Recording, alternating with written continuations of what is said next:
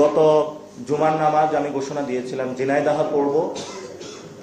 ঝিনাইদহতে মসজিদ থেকে বের হওয়ার পরেই আমার উপরে হলো ডিম ছুঁড়ে মারা হয় এবং আমি সেটা ব্যাখ্যা করেছিলাম। এরপরেই এবং আমার ডিমটা যখন মারা হয় আমার চোখে এসে লাগে। আমি চোখে অন্ধকার দেখতেছিলাম, পাশে থেকে একজন জানালো যে ডিম ছুঁড়ে মারা হয়েছে। একটু পরে আমার মাথায় একজন ঘুষি দেয়। এরপরে হলো তারা ইট পাটকেল নিক্ষেপ করা শুরু করে। তারপরে হলো আমাদের যারা সহযোদ্ধা আছে তাদেরকে হকি স্টিক, দেশীয় অস্ত্র নিয়ে তারা রক্ষী বাহিনীর মতন হলো তারা ঝাঁপিয়ে পড়ে। এবং আশ্চর্যজনক বিষয় হলো যারা আমাদের উপর অ্যাটাক করতেছিল তাদেরকে আমরা ধারণা করেছিলাম হলো তিনটি বাহিনী, ছাত্রদল, যুবদল, বিএনপি। কিন্তু ওই দিন আমরা আবিষ্কার করতে সক্ষম হইলাম তাদের সাথে আরেকটি বাহিনী আছে, সেটা হলো পুলিশ দল। যেটা আমরা আগে দেখেছিলাম ছাত্রলীগ, যুবলীগ, আওয়ামী লীগ, পুলিশ লীগ। এখন হলো পুলিশ পাল্টিয়ে হলো পুলিশ দল হয়েছে। তারা একসাথে যৌথভাবে আমাদের উপরে, যৌথ বাহিনীর উপরে হামলা করেছে। সেখান থেকে আমরা বাঁচার জন্য একটু সামনে গিয়ে জনতা তাদেরকে প্রতিরোধ করে এবং সেখানে তাদের যে অস্ত্রশস্ত্র তারা নিয়ে এসেছিল সেই জায়গা থেকে আমরা একটা স্টিকও উদ্ধার করতে সক্ষম হই এবং সেটা বিএনপির পক্ষে যিনি প্রোপাগান্ডা করে থাকে জুলকারনাইন সাহেব পুরো বাংলাদেশে ছড়িয়ে দেয় যে আমরা নাকি আগ্নেয়াস্ত্র গ্রহণ করেছি। আমরা সরকারকে চ্যালেঞ্জ করছি, যারা এই ধরনের প্রোপাগান্ডা চালিয়েছে, ভিডিও ফুটেজ রয়েছে, কোনো ধরনের এই ধরনের যদি আগ্নেয়াস্ত্র, কোনো ধরনের যদি অস্ত্র আমরা বহন করে থাকতাম, আমরা সরকারকে চ্যালেঞ্জ করছি, তাহলে আমি স্বেচ্ছায় কারাবরণ করবো ইনশাআল্লাহ। এরপরে যখন আমাদের উপরে হামলা হলো, হামলার পরে আমরা বিচারের জন্য থানায় গেলাম। থানায় যাওয়ার পরে তারা মামলা না নিয়ে বিদ্যুতের লাইন তারা অফ করে দিল। আমরা চেক করলাম আশেপাশে প্রত্যেকটা জায়গায় হলো বিদ্যুৎ আছে, শুধু ঝিনাইদহ সদর থানায় বিদ্যুৎ ছিল না। তারা 6 ঘন্টা বিদ্যুৎ অফ রেখেছে। তারা শুধু আশান্বিত করছিল মামলা নিবে।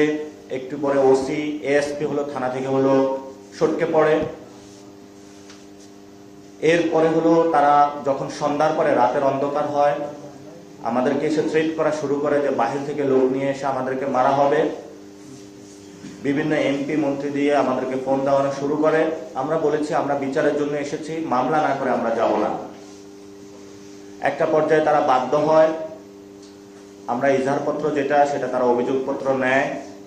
আমাদের উপর যারা হামলা করেছে সুনির্দিষ্টভাবে ভিডিও ফুটেজ দেখে তাদেরকে আমরা সেখানে হলো তাদেরকে মামলা দিয়েছি এবং সেখানে আমরা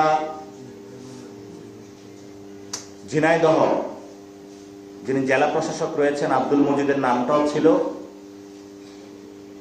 পুলিশ যখন বলেছে যে তার নাম বাদ দিতে হবে, যেহেতু উনি প্রত্যক্ষ ছিলেন না, পরোক্ষভাবে ছিলেন, আমরা নাম বাদ দেই। তারপরে তারা মামলা নেয়। মামলা নেওয়ার পরে ঠিক যখন আমরা থানা থেকে বের হব, প্রায় 1000 অস্ত্র নিয়ে, লাঠি সোটা নিয়ে থানার এসে গেট ভাঙা তারা শুরু করে। তখন আমি একটা স্ট্যাটাস দিয়েছিলাম যে প্লিজ সেভ আস, এবং আমি কালেমা পড়ে মৃত্যুর প্রস্তুতি নিয়ে হলো আমি ওইখানে পুলিশ যারা ছিল তারা পিছনে পালানো শুরু করে। জানের জায়গাটা ছেড়ে দিয়ে আমি ওইখানে বসে থাকি যে ঠিক আছে আজকে আমার জান চলে যাবে। পরবর্তীতে তারা যখন এসে দেখলো যে আব্দুল মজিদের নামটা বাদ দেওয়া হয়েছে এবং পুলিশ তাদেরকে বলো তোমরাও একটা মামলা দাও, এই মামলায় কিছু হবে না, তোমাদের মামলাটাই অ্যাক্টিভ করা হবে। তখন পুলিশ তাদের সাথে একটা নেগোসিয়েশন করে। আমাদের যেটা দেখে মনে হয়েছে একসাথে পুলিশ আমাদের উপরে হামলা করেছে। 8 ঘন্টা বিদ্যুৎ বন্ধ রেখে রাতের বেলা আবার পুলিশ তাদেরকে ডেকে নিয়ে এসে আমাদেরকে খুন করতে চেয়েছিল। তা আমার ওই সময় হলো বাহিরের যে চিত্রটা দেখেছি, মুক্তিযুদ্ধের পরে আমরা রক্ষী বাহিনীর কথা নাম শুনেছিলাম, তাদের বর্বচরিত ইতিহাসের কথা আমরা পড়েছি বইয়ে। কিন্তু যদি সচক্ষে দেখার সুযোগ, সেটা হলো আমরা গোপালগঞ্জে দেখে এসেছিলাম আর ঝিনাইদহতে দেখে এসেছিলাম।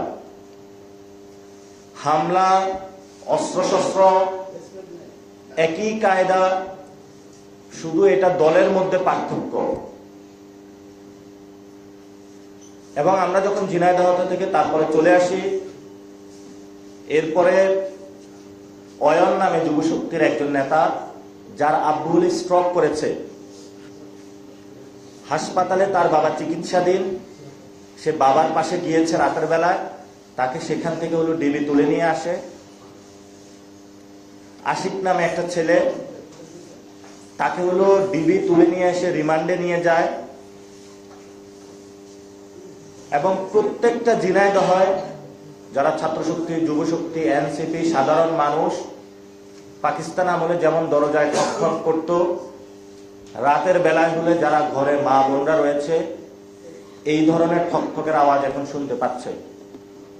আমি ইতিমধ্যে একটা ভিডিও শেয়ার করেছি যে পুলিশ কিভাবে হলো দরজার সামনে গিয়ে দাঁড়াচ্ছে। সরকার হলো জঙ্গল সলিমপুর থেকে যৌথ বাহিনী দিয়ে মুক্ত করার প্রচেষ্টা চালাচ্ছে, কিন্তু ছাত্রদল, যুবদল, বিএনপি এবং পুলিশ মিলে তারা নব্য একটি আইনের শাসনকে ব্যত্যয় করে জঙ্গলি শাসন কায়েম করেছে তারা ঝিনাইদহে।